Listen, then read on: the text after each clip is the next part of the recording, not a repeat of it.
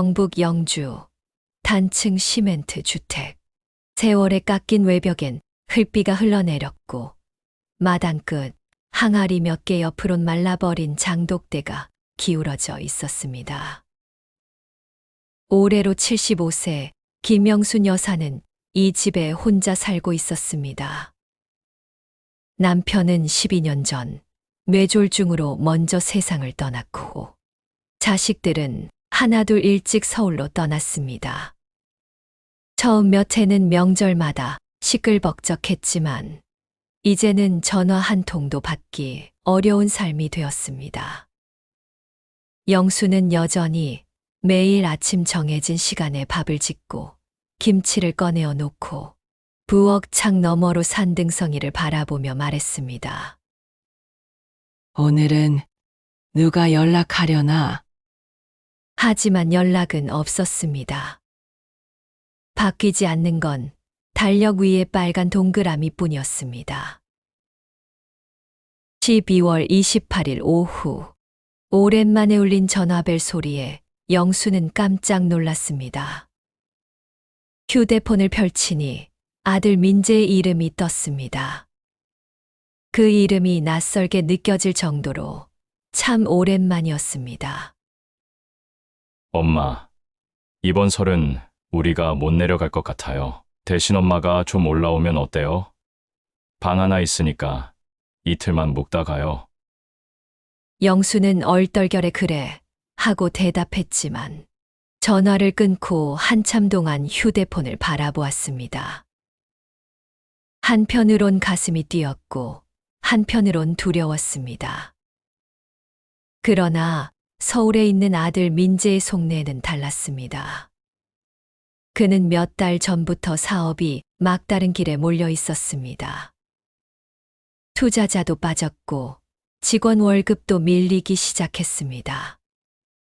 그가 마지막으로 떠올린 건 영주에 남겨진 어머니의 밭과 땅이었습니다. 경지정리가 잘 된 밭이었고 바로 옆 국도가 뚫려 매매 가치가 크게 오른 곳이었습니다. 민재의 처 영순의 며느리는 말했습니다.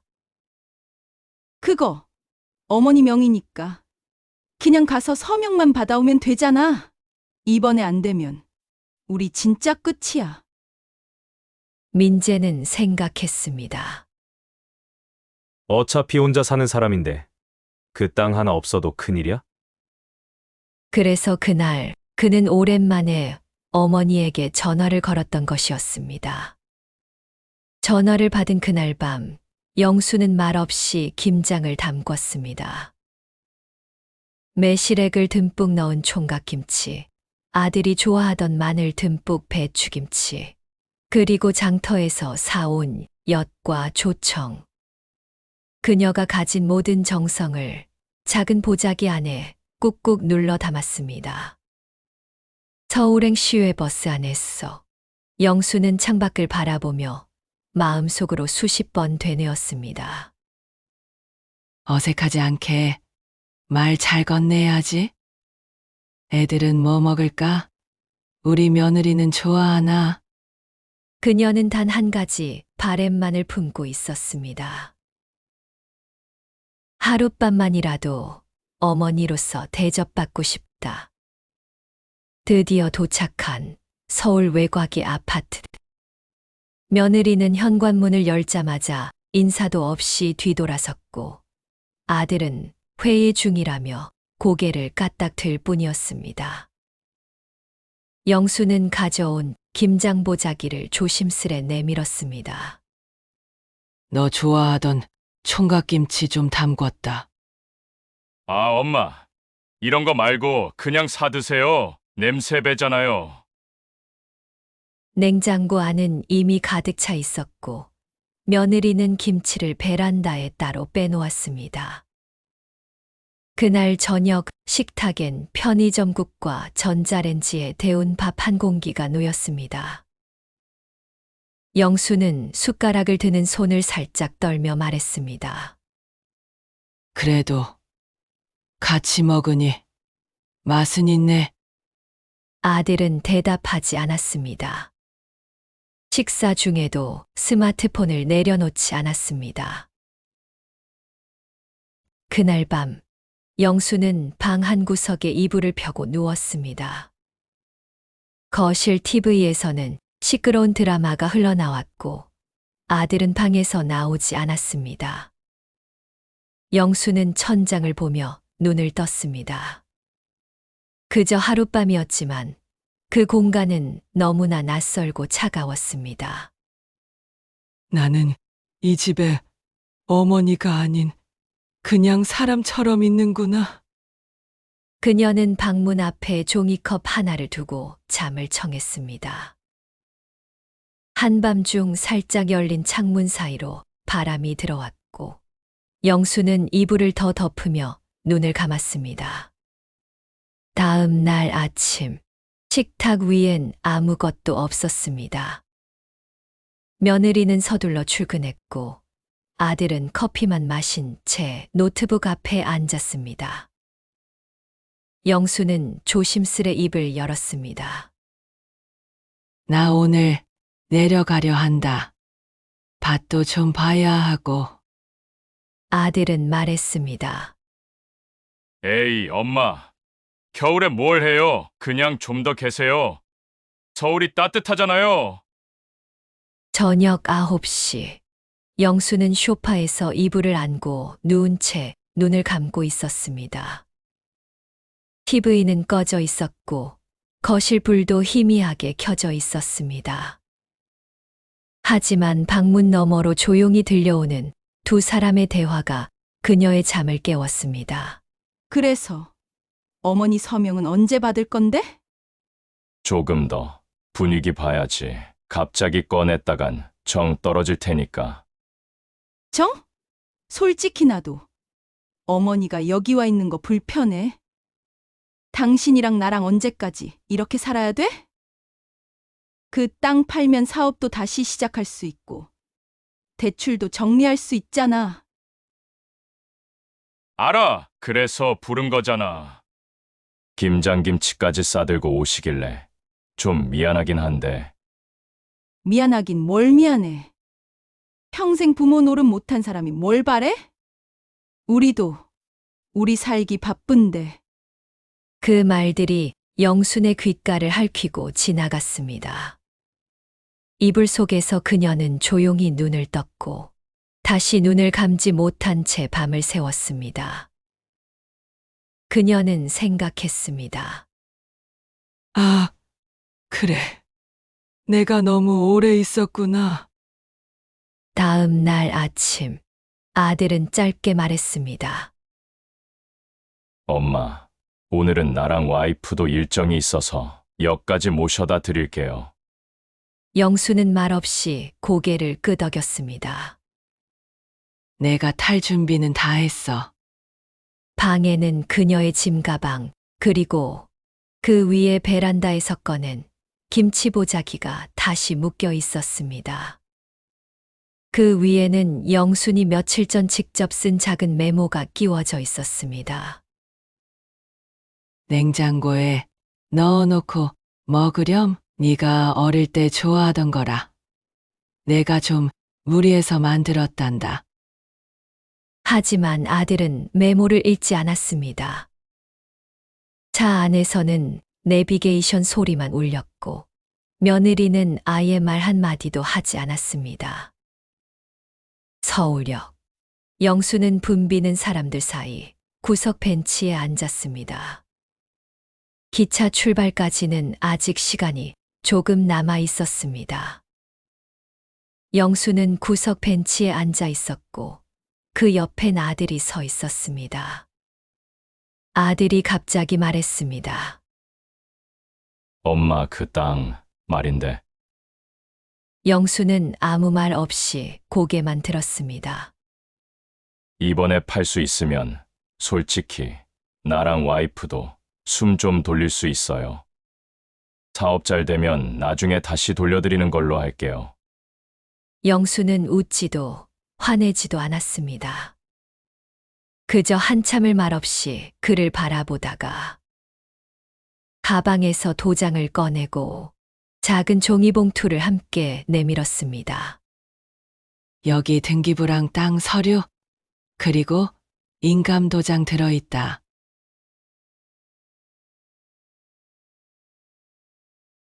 엄마, 너한텐 미안하다. 이 나이에 너 도와줄 수 있는 게 그래도 뭐라도 있다는 게 다행이지 싶었다. 그 순간 기차 출발 방송이 울렸고 영수는 말없이 자리에서 일어났습니다. 아들은 그 종이봉투를 품에 넣으며 짧게 한마디만 했습니다. 연락드릴게요, 엄마. 영수는 그 말에도 고개만 끄덕였습니다. 그리고 기차 안으로 천천히 걸어 들어갔습니다. 기차 창밖으로 보이는 아들의 뒷모습. 영수는 조용히 중얼거렸습니다. 내가 줄 수 있는 건 다 줬다. 그래도 엄만 그거 아껴서 만든 거란다. 그녀의 무릎 위에는 작은 보자기 하나가 놓여 있었습니다.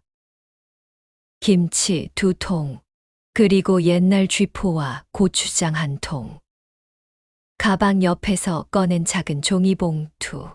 그 안에는 삶은 고구마 하나가 들어 있었습니다. 영수는 혼자 중얼거렸습니다. 김치랑 같이 먹으면 맛있는데. 고구마를 한 입 베어 물며 그녀의 눈에 눈물은 없었습니다.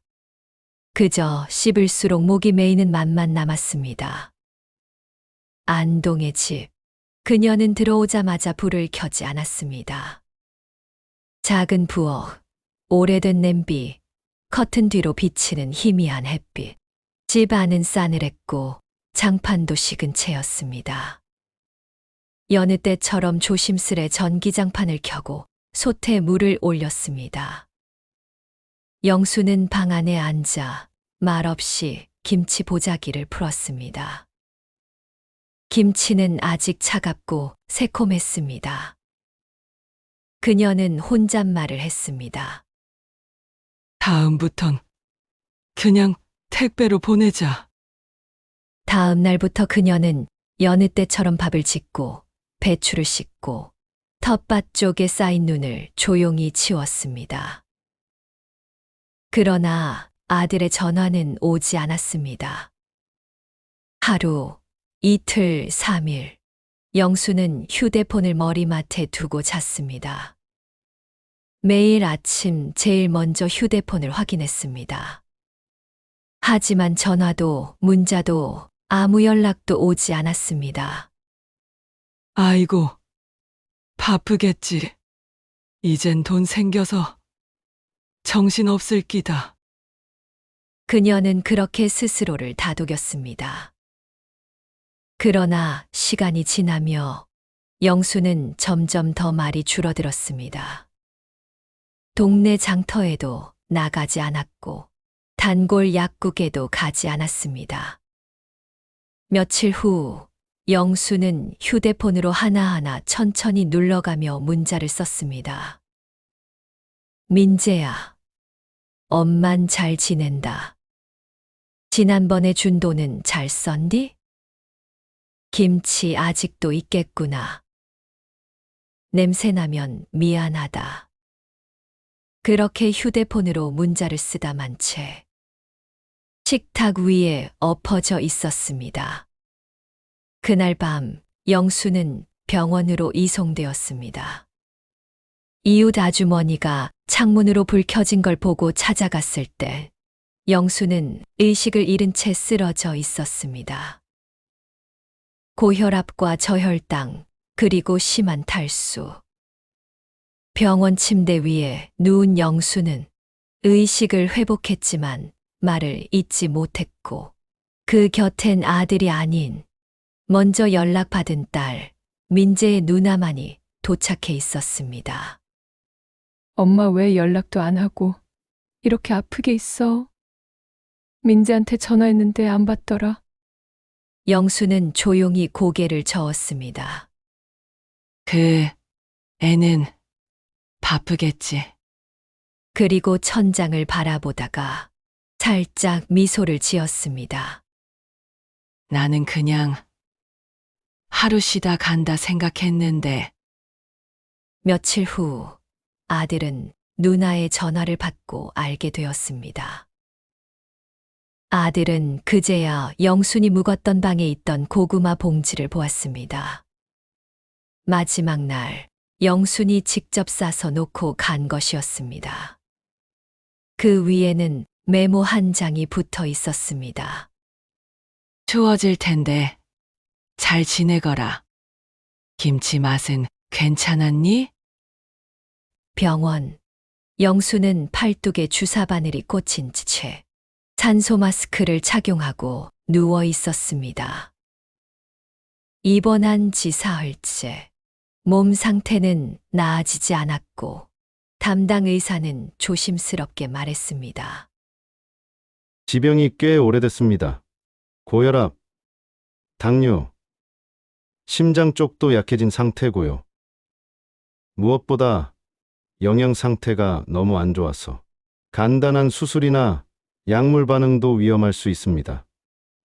그날 밤 영수는 잠결에 중얼거렸습니다. 민재야, 김치 냄새 안 났나? 미안하다.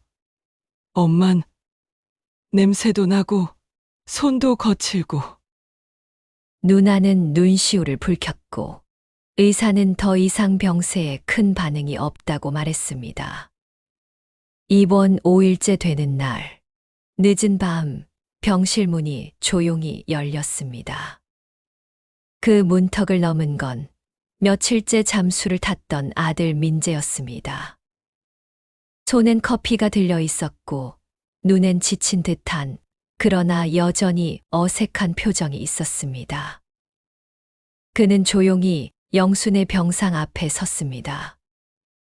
누나는 자리에서 일어섰고 민재는 말없이 고개만 숙였습니다. 엄마, 나왔어요. 그 말에 영수는 눈을 떴습니다. 하지만 그 눈빛은 더 이상 초점을 가지지 못했고 입술은 미세하게 떨렸습니다. 야, 그녀는 마지막 힘을 다해 손을 뻗었습니다. 그 손은 여전히 주름지고 마디가 굵은 손이었고 그 손끝이 아들의 손등을 스쳤습니다. 그 말에 민재는 말을 잇지 못하고 고개를 떨군 채 울음을 터뜨렸습니다. 엄마, 미안해요. 나 정말 미안해요. 그러나 그 순간 영순의 심박이 천천히 멈춰갔습니다. 그녀는 자신이 낳은 아들의 목소리를 들으며 마지막 미소를 남기고 조용히 숨을 거두었습니다. 안동의 한 장례식장. 비가 추적추적 내리던 오후. 향, 냄새와 젖은 검정 우산들, 그리고 조용히 눈물 흘리는 사람들 사이로 영순의 영정사진이 놓여 있었습니다. 사진 속 그녀는 작은 미소를 짓고 있었고 아들은 한참을 서서 사진을 바라보고 있었으나 입을 열지 못했습니다. 누나는 조용히 말했습니다. 엄마 마지막에 네 걱정만 하셨다. 김치 냄새 나면 어쩌나. 너 허기질까봐 엿이랑 고추장 챙겨서 마지막까지 들고 계셨다. 그 말을 들은 민재는 재단 한쪽에 엎드려 울음을 터뜨렸습니다. 장례가 끝난 뒤 누나는 민재에게 영순의 마지막 수첩을 건넸습니다.